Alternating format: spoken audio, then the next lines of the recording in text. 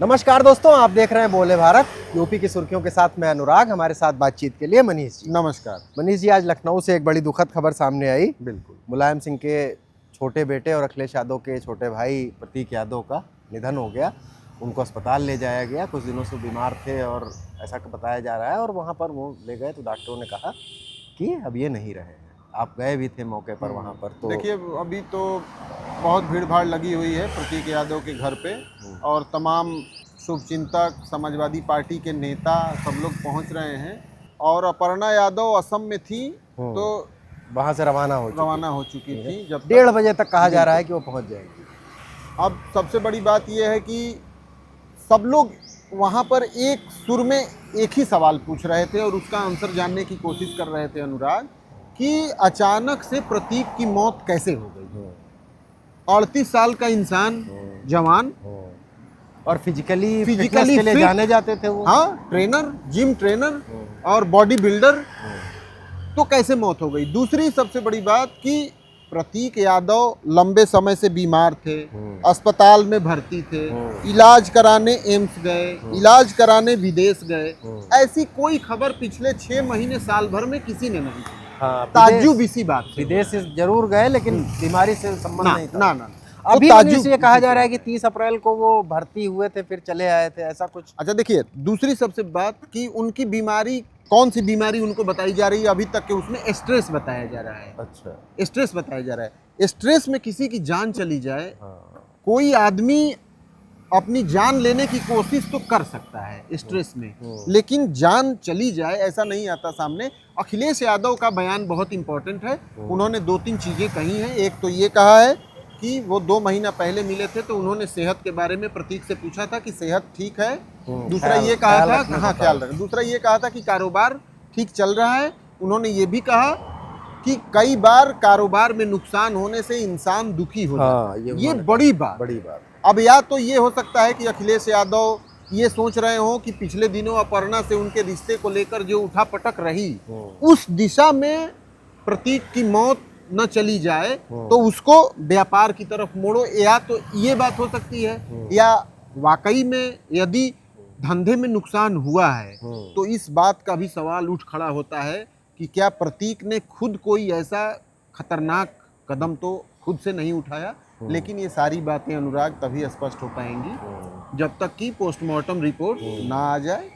Postmortem report, police की जांच वगैरह जो भी है। और एक चीज और भी है, आमतौर पर इस तरीके की जो डेथ होती है उसमें पीएम कहाँ होता है? हाँ, निश्चित तौर पर नहीं होता है। मेडिको लीगल अगर मामला नहीं है, स्वाभाविक मौत है या डॉक्टर कुछ कारण पाते हैं स्वास्थ्य की वजह से, तो फिर पोस्टमार्टम रिपोर्ट नहीं होता है और घर वालों के आग्रह पर वो करते भी नहीं। बिल्कुल। और प्रतीक की मौत या तो उनके घर में रहते हो गई थी या अस्पताल के रास्ते में हो गई थी, क्योंकि जब डॉक्टरों ने उनकी जांच पड़ताल की तो एक मृत शरीर था, ये कहा गया है। फिलहाल इस पे होगा मनीष, और हाँ, पीएम का शायद कुछ रिपोर्ट आएगी ही कुछ देर में। अगली खबर पर आ जाते हैं। प्रधानमंत्री जी ने जो अपील की थी कि तेल कम इस्तेमाल करें, विदेश ना जाएं, सोना ना खरीदें, उसका असर भाजपा शासित राज्यों पर दिख रहा है। योगी जी ने भी फैसला लिया है, सीएम योगी ने, कि मंत्री और विधायक अपने कॉन्वॉय से गाड़ियां घटाएं और अपने सादगी से रहें, खर्चे कम करें। छत्तीसगढ़ वगैरह में भी ऐसे प्रावधान किए गए हैं। और उन्होंने कहा है कि सांसद और विधायक तो एक दिन सार्वजनिक परिवहन से चलें, मेट्रो और बस वगैरह में चलें। तो ये है। और अब इसका देखिए, जब प्रधानमंत्री नरेंद्र मोदी ने मंच से 3-4 चीजों की अपील की थी, लगातार 2 दिन, एक दिन कहा, उसके बाद फिर उन्होंने कहा कि देश भर में इस बात की मांग भी तो उठने लगी अनुराग कि आप स्वयं पे पहले लागू करिए ना। सोमनाथ वाला काफिला भी उसी दिन निकला। असम सरकार में इतने दूर दूर से लोग गए, क्या जरूरत थी भाई? एक सादे समारोह में सरकार का शपथ ग्रहण हो सकता था। बंगाल का चुनाव, सब लोग जहाज से ही जा रहे थे। तो अब उसको देखते हुए, उस सेंटीमेंट को एड्रेस करने के लिए ये हुआ कि भाई कॉन्वॉय में गाड़ियां कम की जाए। लेकिन अनुराग, यूपी इलेक्शन के मोड में आ चुका है। क्या पैदल प्रचार करेंगे क्या नेता? एक आध महीने, 10-15, 2-4 दिन इसका असर दिख सकता है। ये केवल इवेंट बनकर रह जाएगा, ये भी हो सकता है। आपको देखिए, अभी आपने देखा नहीं, उत्तराखंड में मंत्री हैं गणेश जोशी इलेक्ट्रिक स्कूटी से जा रहे हैं और उनके पीछे 40 गाड़ियां उनके काफिले में चल रही हैं। ये वैसे ही होता था जैसे संसद में कुछ लोग रिक्शा विक्शा लेके पहुंच कुल जाते मिला थे। के ये देखिए मोटिवेट करने का एक तरीका है, बाकी इससे क्या ही कम ज्यादा हो सकता है। हाँ, इसको लेकर तमाम तरह की चर्चाएं हैं कि इवेंट जैसा भी है कि ऑनलाइन क्लासेस चलाई जाएं। और देखिए जिस तरीके की वैश्विक समस्या है, ये करके आप क्या होता है, ये तो वही बात है कि मुर्दे के बाल काट देने से उसका वजन हल्का हो गया क्या। ये है। और ये देखिए पश्चिमी एशिया में मनीष इस तरह के हाँ प्रावधान किए ही जा रहे थे। बिल्कुल। पाकिस्तान वगैरह में यूनिवर्सिटीज ऑफिसेस 4 दिन कर दिए गए थे, हाँ। श्रीलंका में कर दिए गए थे, बिल्कुल और तेल के दाम वगैरह भी बढ़े थे। यहाँ कर लोग कह रहे थे कि चुनाव वगैरह है, उसका दबाव है, तो बिल्कुल। ये सब चीजें भाई, तेल संकट है तो उसका असर तो हाँ, दिखेगा ही। दिखेगा ही। तो इसी सब के सिलसिले में ये माना जाना चाहिए कॉन्वॉय वगैरह कम करने के। अगली खबर पे आते हैं। चंद्रशेखर आजाद अपने सहारनपुर वाले, उन्होंने कहा है कि वो विजय से बातचीत करेंगे, उनसे गुर सीखेंगे कि राजनीतिक सफलता कैसे हासिल करते हैं, और इसके लिए उन्होंने कहा है कि वो खुद लड़ेंगे अकेले और अकेले दम पे सत्ता में आएंगे। ये भी उन्होंने कहा है। मतलब विजय से केवल राजनीतिक गुर नहीं सीखेंगे, उन्हीं की तरह सफल होकर मुख्यमंत्री भी बनना चाह रहे हैं चंद्रशेखर। देखिए विजय की जीत में 2-3 बातें पॉलिटिकली तो बहुत साउंड तरीके की हैं। मसलन 2 स्थापित पार्टियां जो क्षेत्रीय थी वहाँ की, डीएमके और एआईएडीएमके, इसके अलावा भाजपा कांग्रेस, इन चारों को पीछे छोड़ते हुए विजय की टीवीके ने सरकार बनाई। ठीक, इसके अलावा अन्य भी राज्यों में जैसे तृणमूल कांग्रेस भी है, उसने भी अपनी इतनी सरकारें बनाई। अब भाजपा की वहाँ सरकार है तो उसने भी कई पार्टियों को पछाड़ा। इस तरीके का बाइपोलर फाइट एक स्टेट में हो ये कोई जरूरी नहीं है, लेकिन नई पार्टियां इस तरीके से सामने आ रही हैं।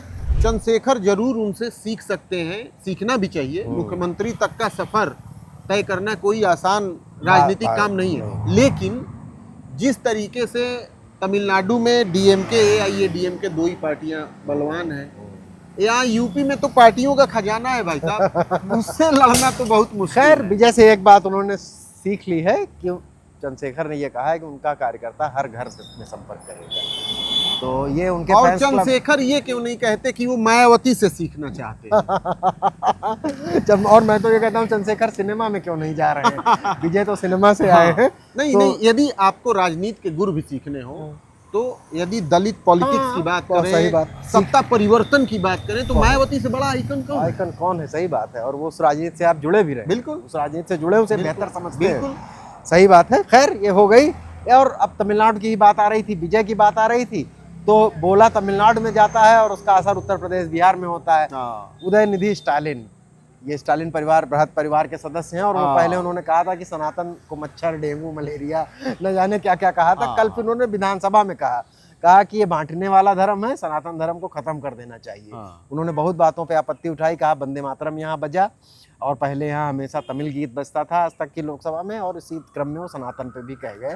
अब इसको लेके यहाँ यूपी में प्रतिक्रिया शुरू हो गई है। सोमनाथ संकल्प यात्रा, जो कि सोमनाथ के 75 साल पूरे होने पे हो रही है, उसका बीएचयू के एक कार्यक्रम में बाबा रामदेव भी आए थे। उन्होंने कहा कि सनातन को खत्म करने वालों की अंत्येष्टि हो चुकी है, और बाकी छोटे द्वितीय पंक्ति के भाजपा नेता तो बोल ही रहे हैं।